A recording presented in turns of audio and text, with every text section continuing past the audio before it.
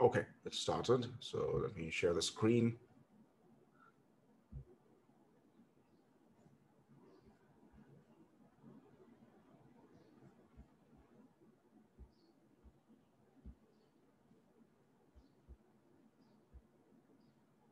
Okay, so as I said, today I will start on group reputation. But before that, are there any questions on the two papers which I discussed earlier?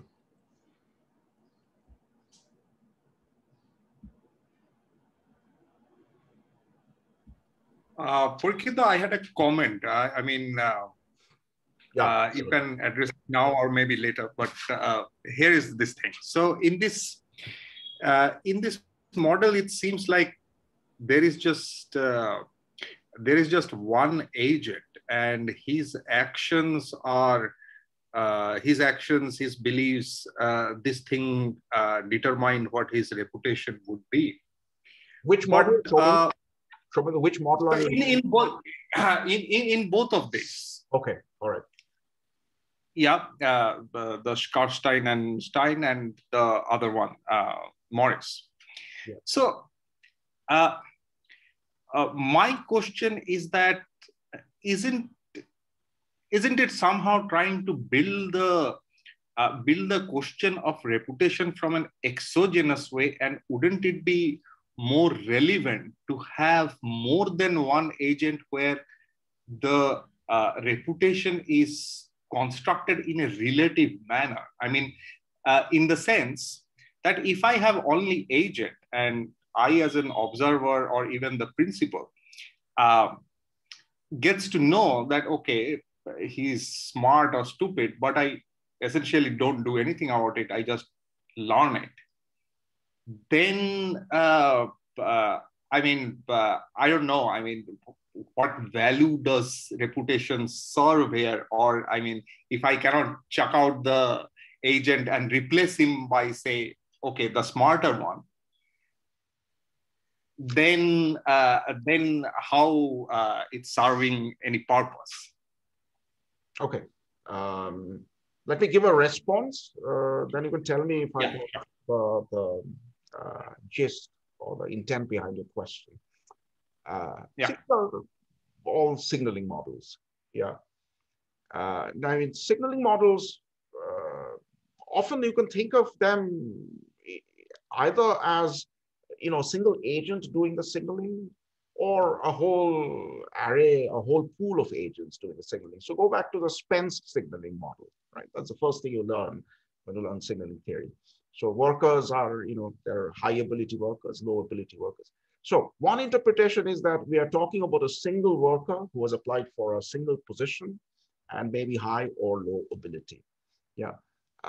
But another interpretation is that there's a whole, continuum of workers in the population, and some 70% of them are low ability, 30% are high ability, and so that population screening is going on.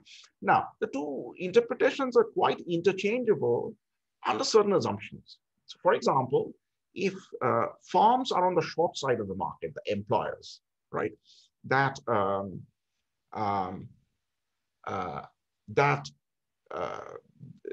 they have more positions to fill than the number of workers available. Yes, so workers are scarce. The people doing the signaling, they're scarce. If you make that assumption, then these two interpretations are totally interchangeable.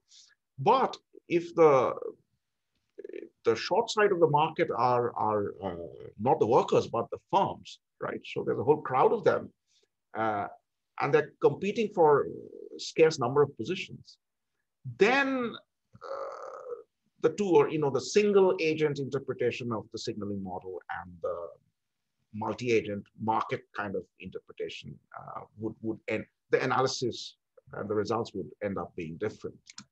So in these models, you can think of it as, not about a very partial equilibrium analysis of a single agent, doing something.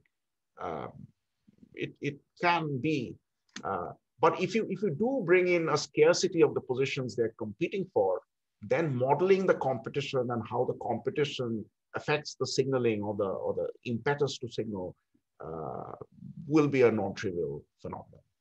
Yeah. So you're right that, and it's perhaps an interesting issue that um, if the people doing the signaling are competing for very scarce positions, then there will be some interdependence in their signaling strategies, right? If they think that the others are going to signal very hard, then probably there's a complementarity effect on themselves. They'll also try to signal very hard.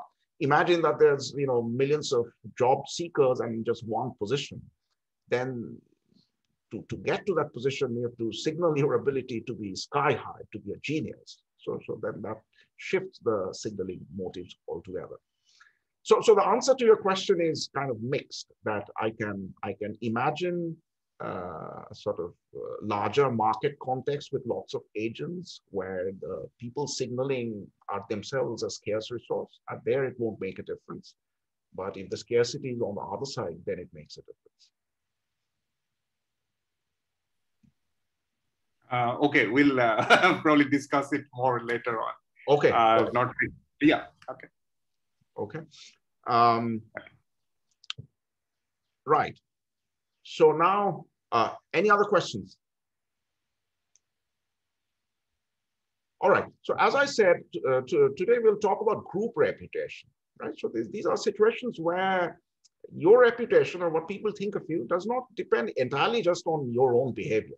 That may be partially it, but somehow you derive it to some extent based on group affiliation, right? So whether you're male or female, whether you're Indian or European, whether you're black or white, that sort of group characteristic affects individuals' treatments, right? Now, of course, we have a name for this. We call it discrimination. Discrimination is when you're treated not as an individual, but as a member of some group. That affects how people treat you.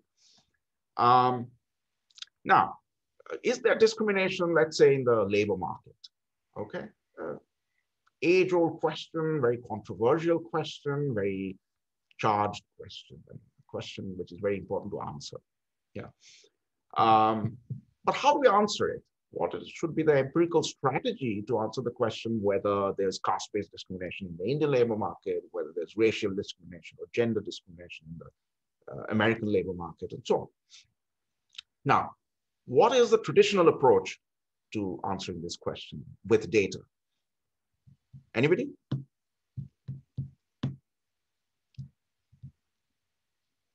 So if I ask you, write a paper to, let's look at the American job market. There's a widespread feeling that African Americans don't get a fair deal, that they are paid less, they get fewer job offers, whites with similar qualifications do better. How do we find that out? How do we confirm or reject that hypothesis? We look at people of color and people and other people who are of similar qualifications and maybe income groups, and then we check who does better on the job market. Right. So one thing you could do is just an uncontrolled comparison. You can say the average wage for males and average wage for females and see if there's a difference. Similarly, for whites and blacks. And you often see in the popular press that sort of stuff floating around, that, the average female worker in America is paid, whatever, 75 cents to the dollar for every male worker, or 78 cents, whatever that number is right now.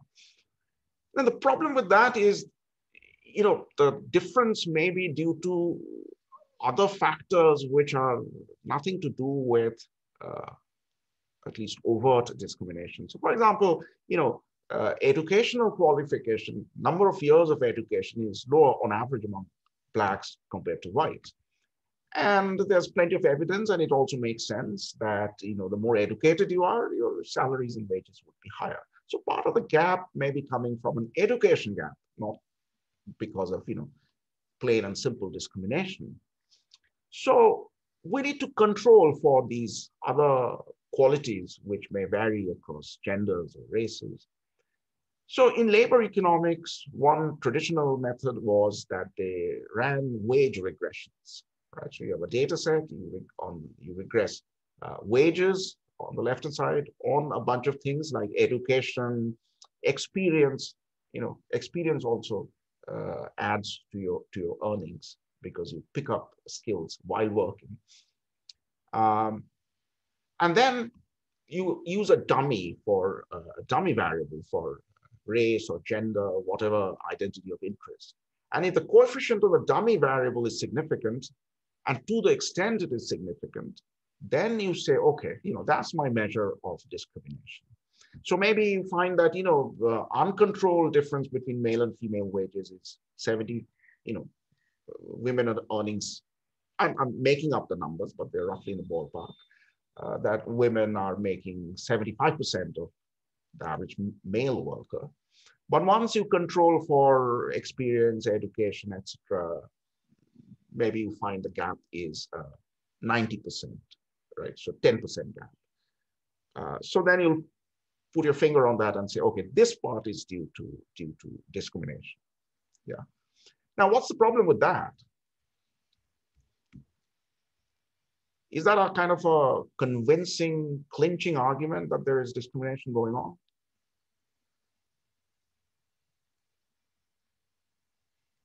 So I run a regression where I have, on the right-hand side, I have each, variables like education, experience, etc. Field of study, whether it was STEM subjects or non-STEM subjects, etc., etc. So I have a bunch of things like that, which affect wages. After controlling for those, if the identity dummy, the race or gender dummy is significant, then I'll say, okay, this is my measure of discrimination. What could go wrong there? There may be some unobservables captured in the error, which are causing endogeneity. Yeah. So as the econometrician, you're never completely sure what matters. What kind of non-racial, non-identity specific things are relevant for productivity, which for example, in labor economics, they have found that overall experience, of course, matters. How long have you been in the labor market? 20 years. Well, that's better than 2 years. But also what matters is your tenure with your current firm, right? So if you've been working for that same firm for only 6 months, and in another case, you're working for 10 years for the same firm, then the longer you work for that same firm, the higher your predicted wages are going to be. And the reason is not hard to see. You also pick up firm-specific human capital. You learn a lot of skills which are specific to that job. So if you've been in that job for long, then you're paid more compared to somebody who has just joined. So the thing is, the econometrician cannot observe everything that is relevant. So there's always a chance that whatever the coefficient on the dummy variable is, it's that estimate is biased because of omitted variables like this. Okay. Now, then what do we do? Do we throw up our hands and say that we can never quite get to the bottom of this?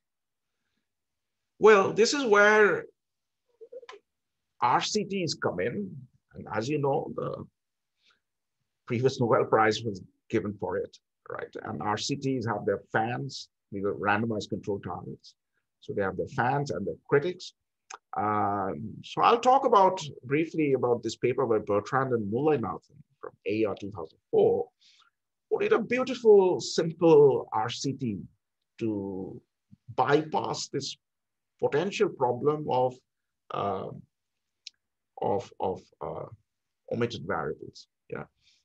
And this is one of the sort of, in my opinion, this is one of the good RCT papers. Simple, direct, answers an important question. So what did they do? They did this fake CV experiment, right? So they created fictitious CVs. And they sent out these CVs in response to many job applications in some big American cities, Chicago, Boston, and cities like that. Now, what they did is that the same CV was sometimes sent out under a white sounding name like Emily and Craig, and sometimes under a black sounding name like Lakeisha and Jamal. Right? Identical CV, fictitious, but the same fiction, sometimes put under white names, sometimes under black names. And they send these out in large numbers. So 5,000 different resumes were submitted, sometimes under white names, sometimes under black names. So there were a number of different resumes. It wasn't just one, but each resume in turn was sent several times, sometimes under white and sometimes under black names. So they responded to 13,000 employment ads in Boston and Chicago. So it's a very large sample. And they noted the callback rates, right? So some of these applications received a letter saying you're called for an interview. So callback rates for whites, this is controlling for the CV. So by design, everything else, so this is the beauty of it, right?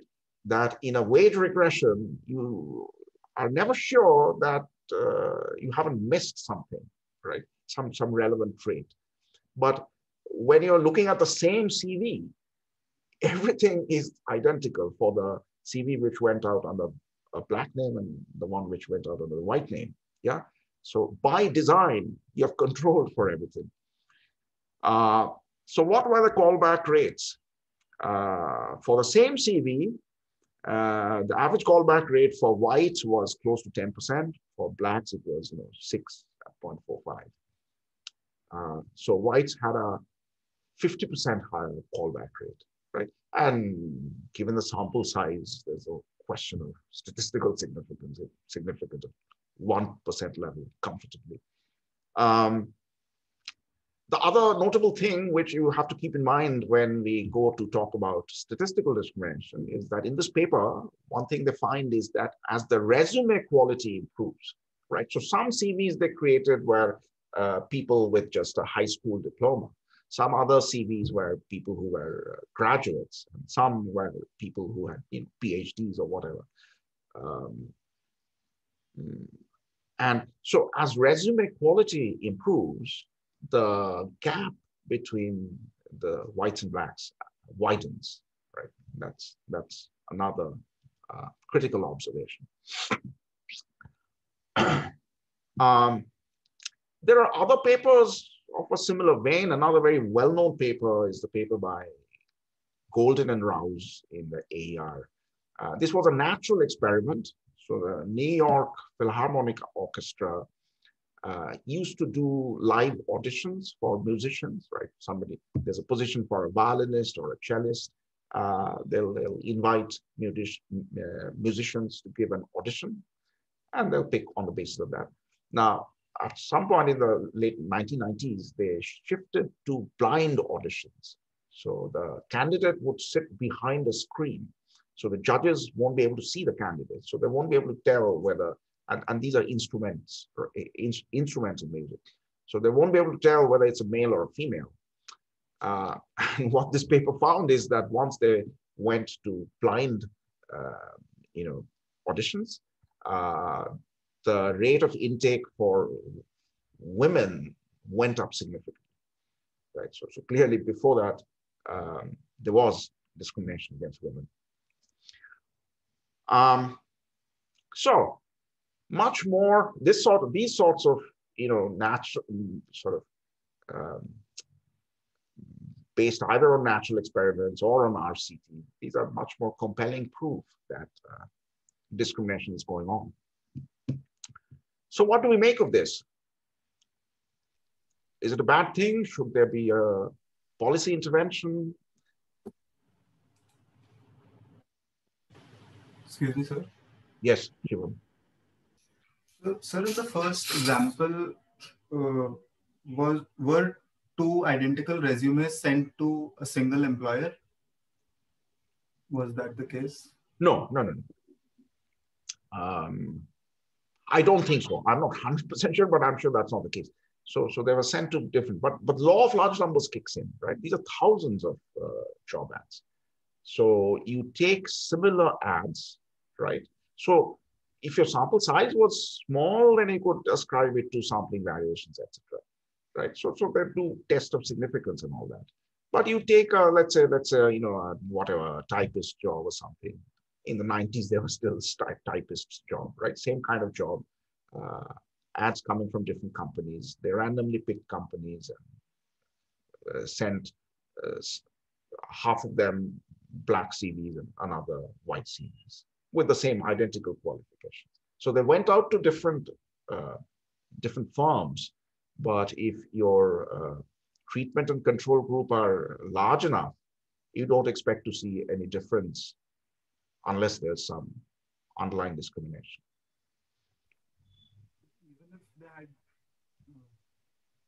Yeah. If you sent it to the same firm, I mean, they might notice it, right? That is two CVs have come in which are exactly identical. So I don't think they did that. Okay. Thank you.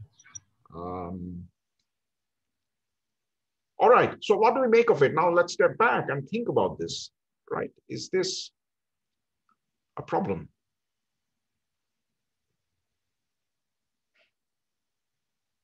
Any reactions or opinions at this point? It is, I think. Yes, it is. Yeah, or is there something a little complicated here? Let me skip to the next slide. Let me show you some other examples of similar. So what's happening here? You know, what is written on the CV is not the only thing that matters. The name, and it's not the name really, but the race which the name suggests, that also matters. That's one of the factors that they're taking into account. Similarly, the quality of the music played is not the only thing that matters. Who's playing the music when they can see it, that influences them, right? So the group identity of the person or the applicant matters, right? Whether it's male or female, black or white. Now, is that a problem? Okay, so here are some other examples. Insurance premiums. You go to buy car insurance, yeah? This is especially true in the West. Health insurance, certainly. In India, I don't know whether car insurance rates are lower. But in any case, young drivers under 25, they pay a higher premium. The idea being that, you know, they are more rash drivers, maybe. And for health insurance, people above 65 pay sky-high premiums. Often they won't even sell a policy if you're above a certain age. That's discrimination, isn't it?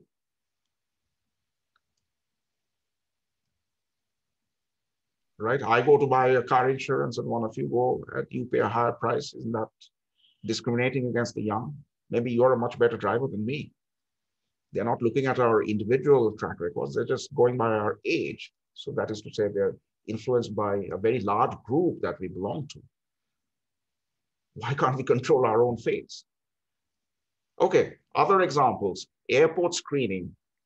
Well, widespread impression that, you know, not different groups are not treated equally. Middle Eastern males will be picked out much more often than old Swiss ladies. Residential choice and segregation. People might say that, well, this is especially true in America. There's this impression that certain racial composition of the neighborhood affects crime rates, etc., etc.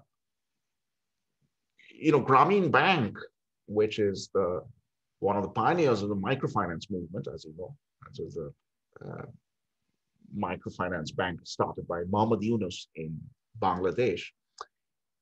One of the very well-known aspects of it is that it has a lending strategy which is heavily geared towards women, right? So 97% of the loans have been given to women. Implicit idea being that women are more reliable and will have lower default rates and will make responsible uses of the money. Isn't that discrimination against men? So what I wish to point out through these examples, and we can multiply these examples, in some of these examples, we don't take them kindly. We find them very controversial, probably unethical, airport screening, perhaps. But the others are like, charging different insurance premiums depending on age is really labeled as ageism or prejudice or discrimination. Yes. So then we have to think a little bit carefully about what are the criteria we are using to label something as bad or problematic. Just the fact that some sort of group affiliation is affecting the treatment is not what it is. These are moreover fact-based, right? You think about it on the basis of some numbers or some, not having a prejudice, but something that can be backed up by statistical sense. Whereas where in the job interview one, the job resume selection one, it was just on the basis of the names. Okay. On the basis of names. So you're saying that there's empirical justification. Let's say the car insurance, the insurance premium case, right? You're saying that, well, if there's, based on data, if there's evidence that, young under 25 people crash more and insurance companies have to pay out more for that category of drivers, then they're justified. They're not prejudiced against the young. They're just business people. So they are charging higher premiums to groups which on average are higher risk, right? So if the data justifies the premium gap, then we should be fine with it. I cannot say anything about the second one, airport screening. But yeah, the first one. And what about your labor market example? So if somebody shows us data that, on average, even for the same qualifications, race is some predictor to some extent of productivity and performance, then shall we write this off as socially acceptable? It depends also on the number of blacks and whites in the sample. Are they equally, like there 2,500 are whites, 2,500 blacks? So why does a number matter? Explain that a little further. So, sir, if there are fewer blacks or more whites, so whites are generally more qualified, right? So, no, in that aspect. Here we have detected something which is, controlling for qualification, for the same qualification, same CV, we see a differential treatment, right? And suppose then we look at data of performance data, job performance data, and the job performance data, let's say, I'm not saying this is the case, but hypothetically speaking, suppose companies produce job performance data and we find that even after controlling for qualifications, there is a gap on average between the performance of white workers and black workers. And so the company lawyer in the civil action case, in the 14th Amendment non-discrimination case, argues that, yes, we were calling back whites at a higher rate, but look at our, numbers, at our data. Whites with the same qualification have performed better. So that's why we are using that as a criteria. Now, should the judge and the jury say, oh, then it's fine? That's the question, right? Now, numbers, as far as, you can make statistical sort of quibbles about sample size and significance and all that, but that's taken care of. The difference that defined is highly, highly statistically significant.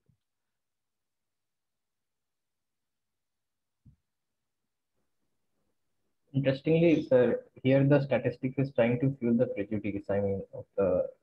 Yes, of course, if they are saying it that as per productivity data or whatever data they do have, blacks seem to be less productive. Maybe they can try to justify their argument, but I don't know how more. If how does that really work along the inherent prejudice that the employers might have? So in that case, it's tough to answer. Yeah, so their lawyer's argument is that, yes, we are discriminating against African-American people, but it's not because we dislike them, it's because of our bottom line profit calculations. And they justify it by showing group average performances, right? So then how do we think about it? Okay, let me tell you about another paper, and this is another case which is highly loaded. And there's this charge that there's police in America do racial profiling.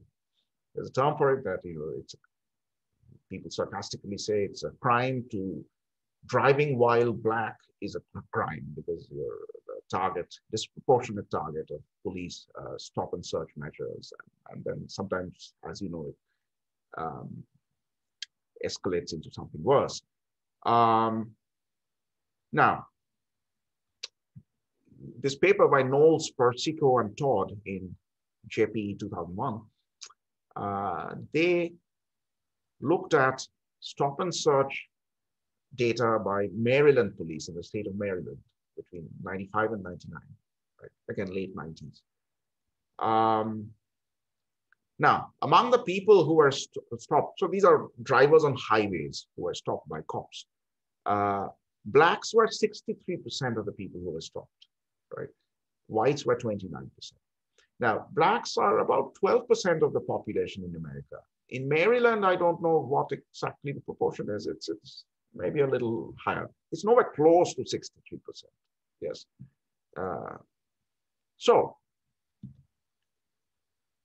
looking at these numbers, it looks like, yes, there's good solid evidence to support the claim that blacks are targeted much more, at least in Maryland.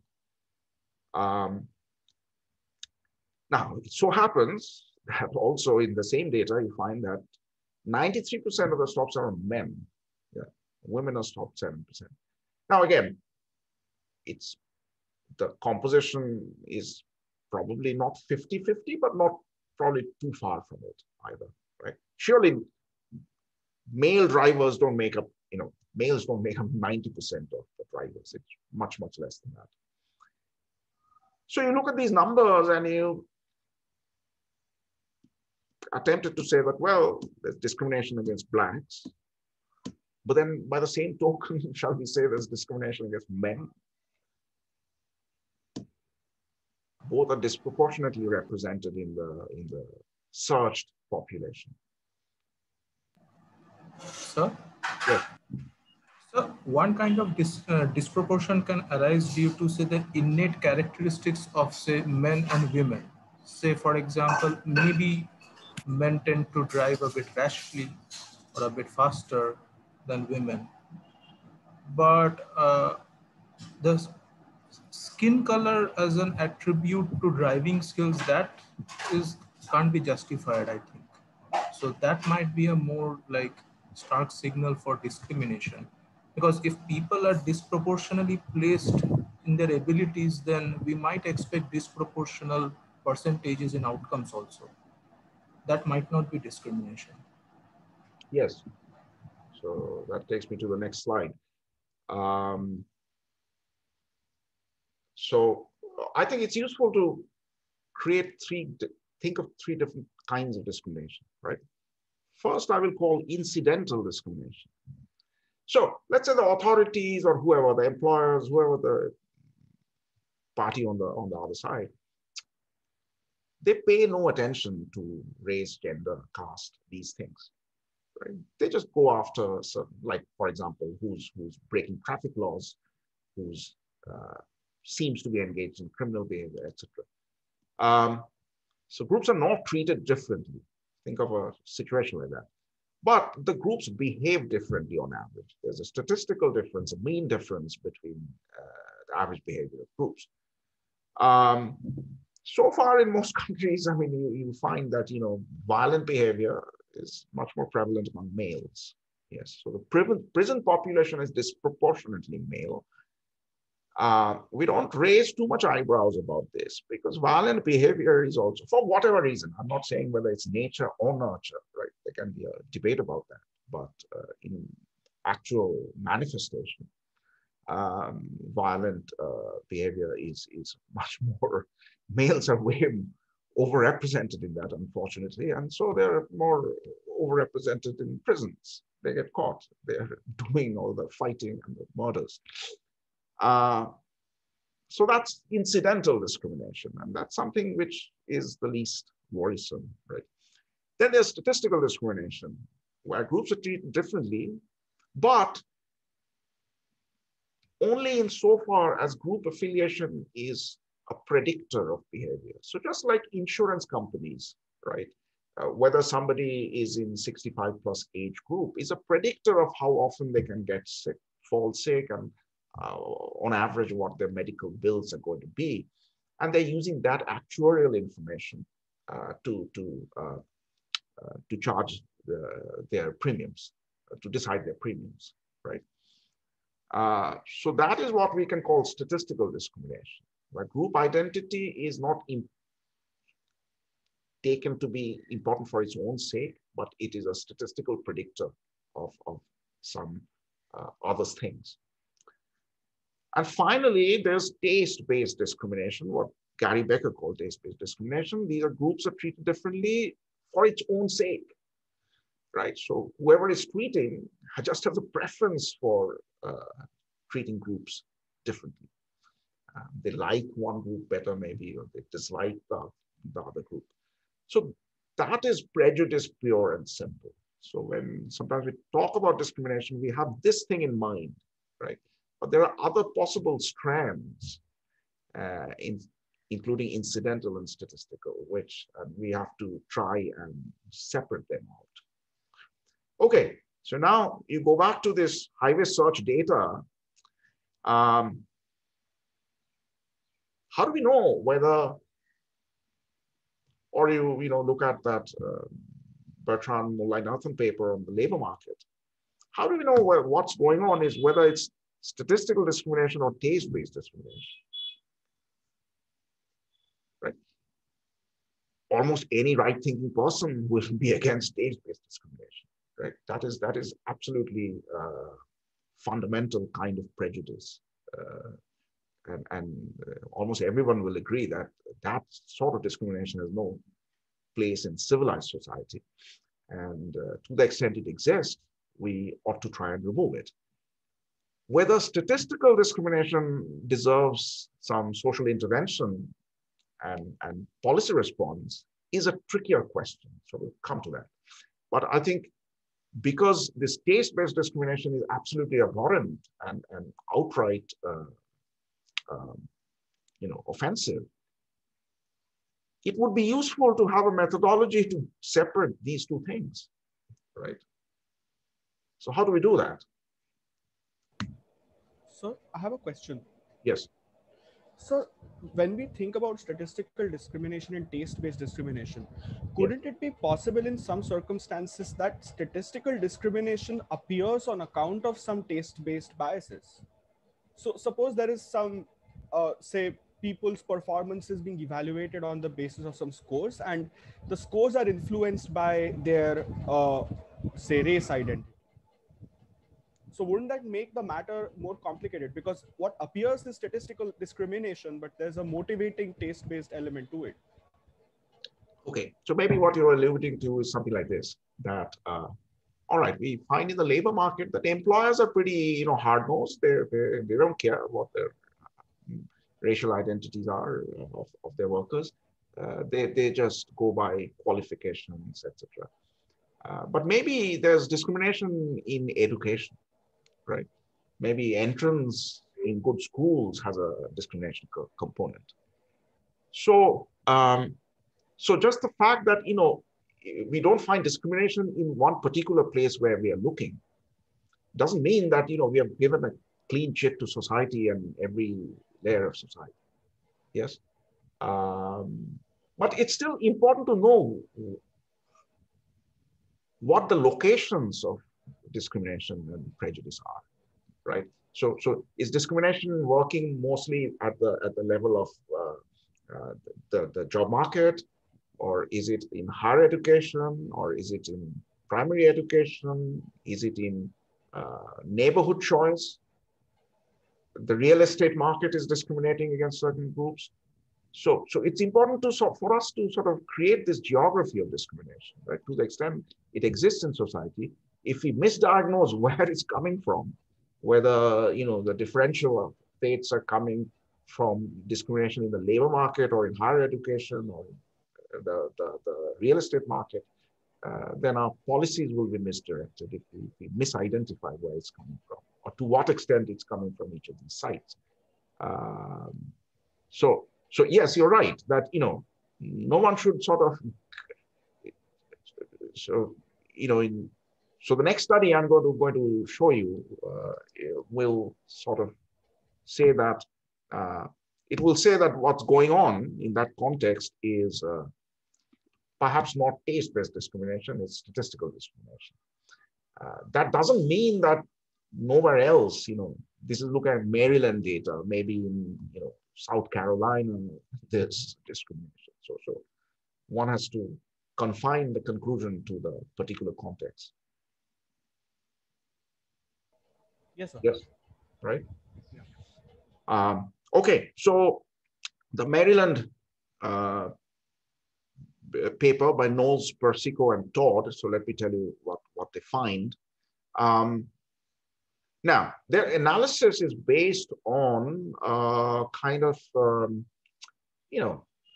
a framework or a mode of thinking which has been influential in economics since Gary Becker, and actually goes back even further to, especially to Jeremy Bentham and John Stuart Mill and sort of Whigs, philosophers like that. And this tends to view criminal actions as rational choices, that those who commit crime do a cost-benefit analysis in their heads, and that influences their decision. Okay, so let me give you a little model and then the testable prediction and what the data shows. So there are two or more races, right? R is a race. And each person has this racial characteristic, which everybody can see, right, from skin color or what have you. But also they have some other characteristics, C, right? So if we are talking of traffic stops, what kind of car are they driving? Are they driving fast? Are they driving slow? So all of that goes into this C, right? So C is a trait which you can observe at the individual level. And R is a kind of a group affiliation, right? So NRC is the number of people of race R who display characteristic C. Okay. Now, if we integrate over all such characteristics, right? Some of them are driving little hatchbacks, some are driving Cadillacs, some are driving SUVs. So you integrate over all of that. And so capital N of R is the total number of people of race R in the population. Yes. Now, people can stick to legal activity or illegal activity. They can take a legal job or they can get into drug dealing, for example, right? Now, this choice is modeled, or you can think of it as a rational choice in the following manner. X is the legal income. So an individual, if he took the legal route, could earn X amount of money. Okay. Now, this is the distribution function that people of race R who show the characteristic C, their distribution of legal income follows this distribution function. Yes, this is the cumulative distribution function.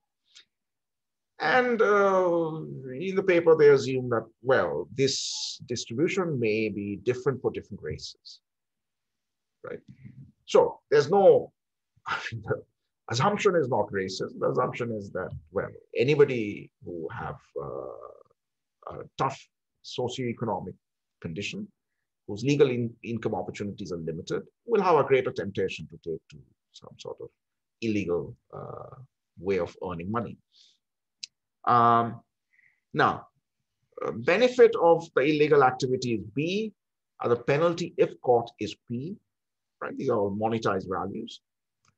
And the police have enough resources to search only S number of people in the population, right? So police have a resource constraint.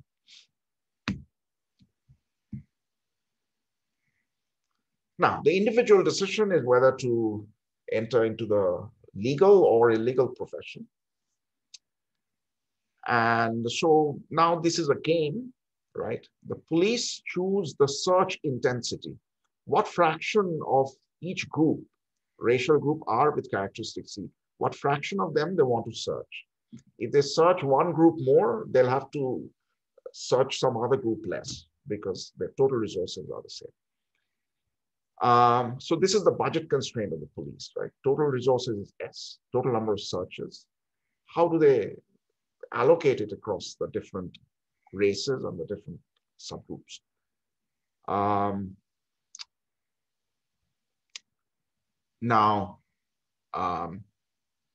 What is the objective function of the police? The objective function of the police is this.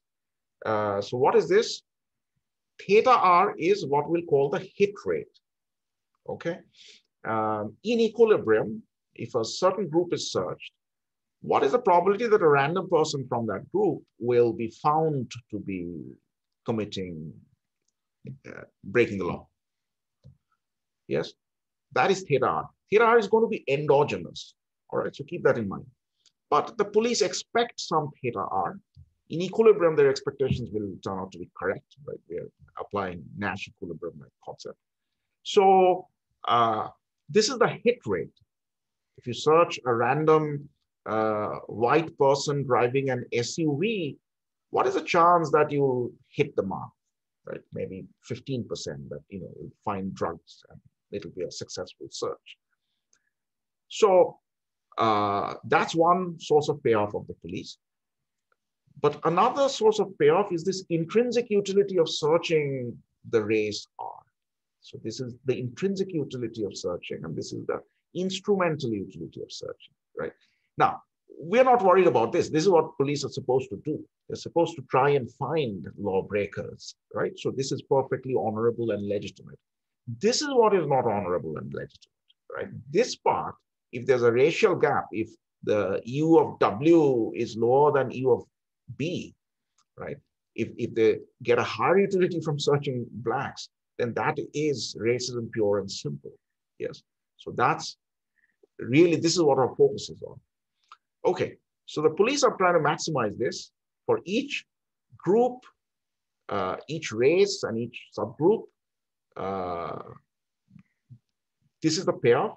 And if they're allocating their resources in a certain way, then you have this weighted average. This is what their overall utility is, and this is what they're trying to maximize. Okay.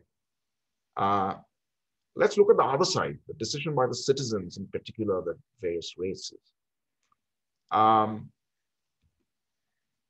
What are they trying to do? Okay, so if I belong to race R and my characteristics are C, I know this is the search intensity for my group. So people in my group are searched at this rate, okay? So if I decide to break the law or whatever, peddle drugs, then 1 minus this is the probability that I won't be caught, in which case I'll make B amount of money. But with probability sigma, I will be caught, searched, and in that case, I'll be caught, right? And so this is the expected punishment, the second term.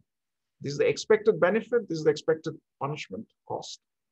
And so this is the overall expected utility or earnings if I choose to break the law, right? Now, if my legal income opportunity is more than this, then my rational choice is to stay legal. But if my legal income possibility is less than this, then, we'll assume risk neutral, etc. Then breaking the law is more attractive. Okay, so what is Q? Q is the threshold level of income for that particular group, below which breaking the law makes sense. Okay, so it's the highest legal income for which illegal activity will be the rational choice. And obviously, it's a function of the sigma. It's a function of the intensity with which my kind of people are searched. If sigma is higher, then my expected benefit from breaking the law is lower, and my expected punishment is higher. So of course, that will discourage more people from breaking the law. Okay. So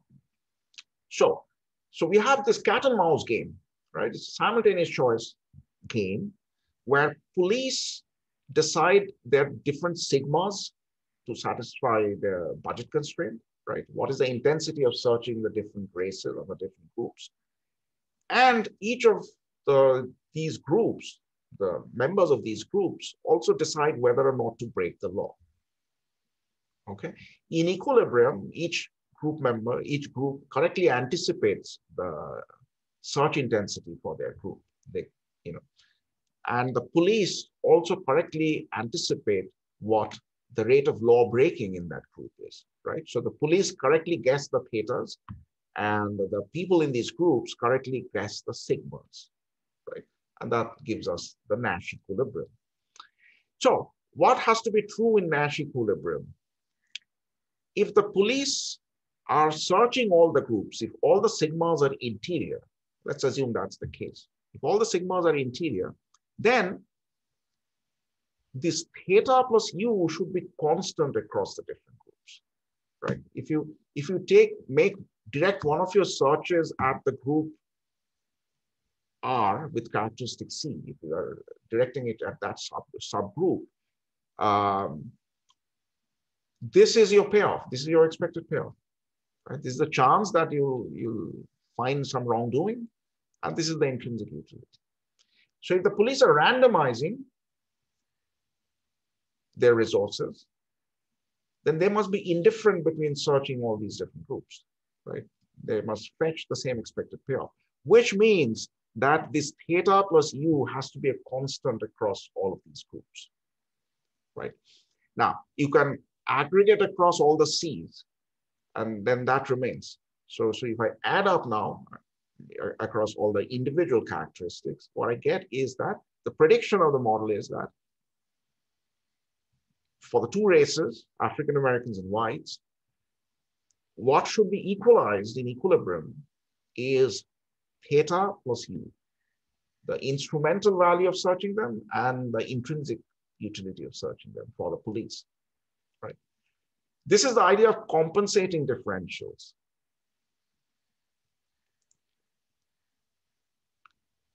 If the police like searching Black people better, if they get more of a kick out of it because they're racist, then in equilibrium, if they're searching both Blacks and whites, it must be that the chance of finding drugs on a random Black person is lower than that of a white person, right? The extra utility they get has to be exactly compensated by the lower chance of finding drugs, okay?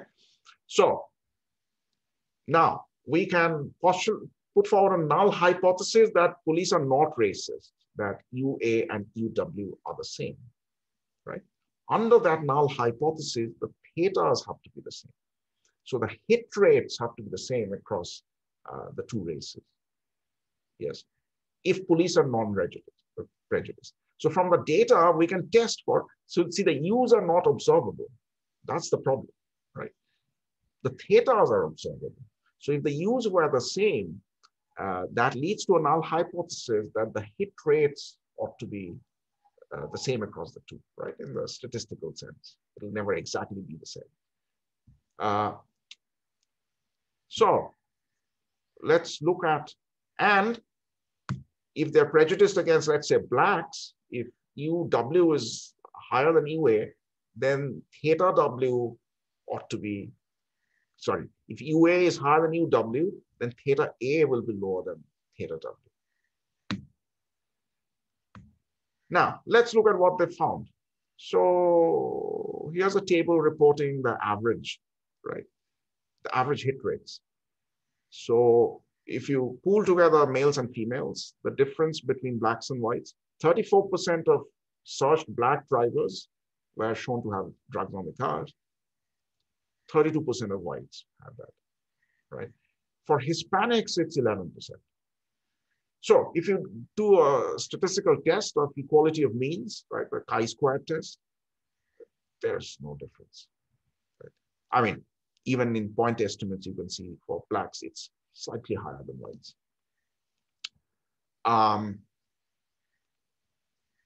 If you break up the sample into male blacks and male whites, because males are predominant, again, you find no statistically significant difference. There is some weak evidence for discrimination against Hispanics, as you can see. That hit rate is much lower. Yes, but they say in the paper that the sample size is pretty small.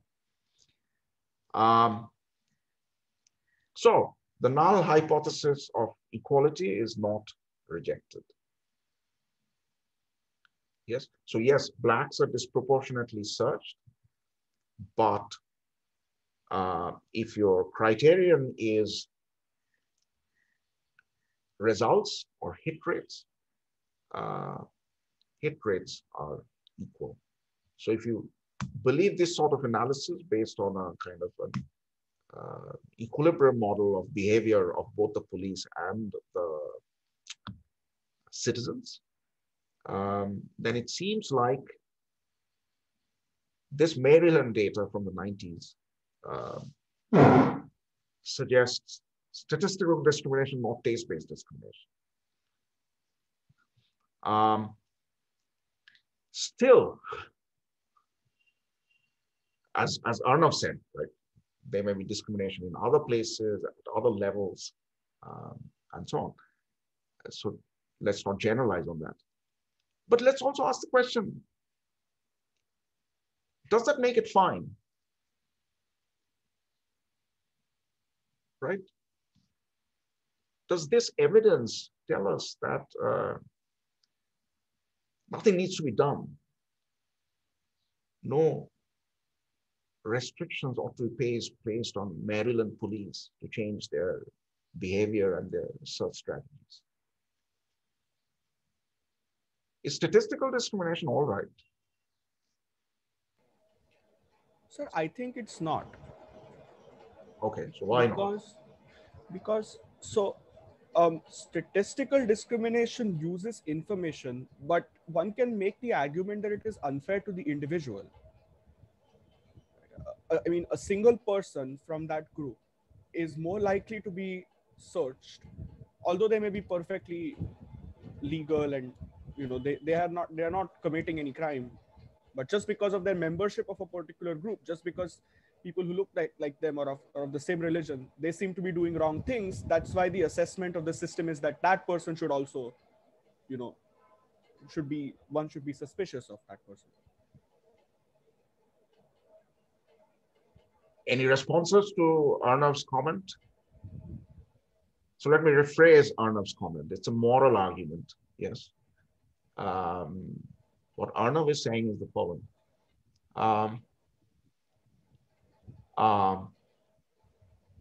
See, we want police to be effective. We want police to be effective in various law enforcement goals, reduce crime, particularly reduce crime.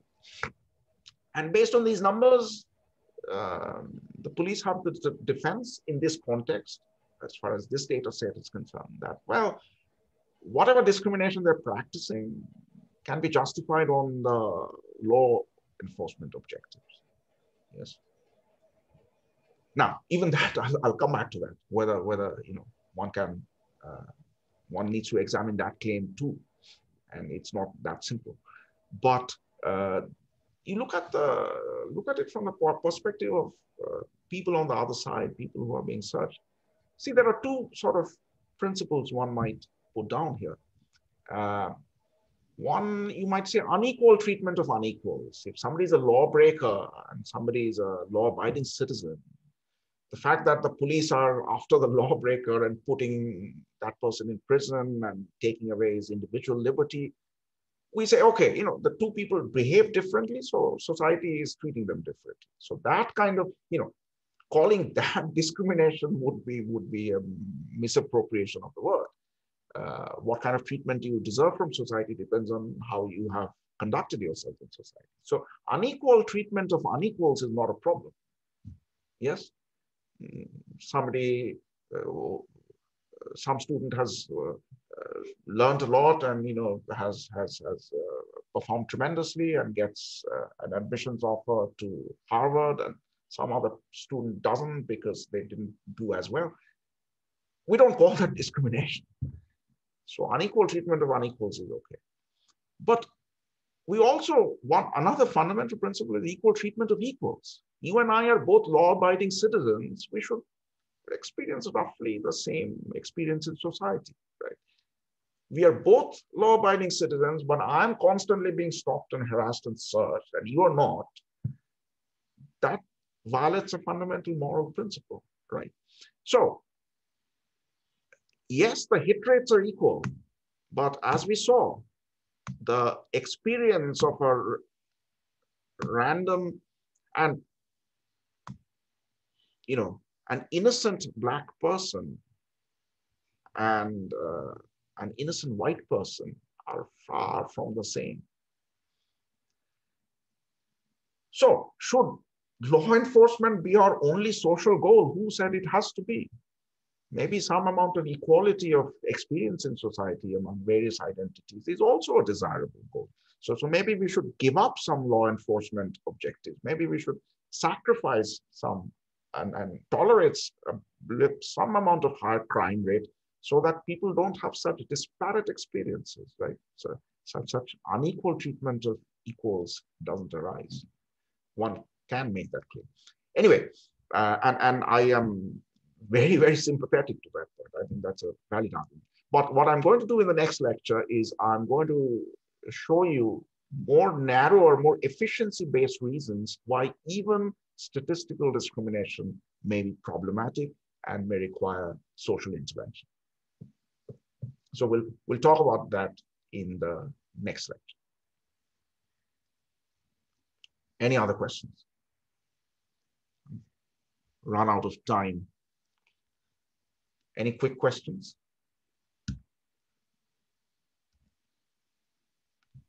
Sir, for policy evidence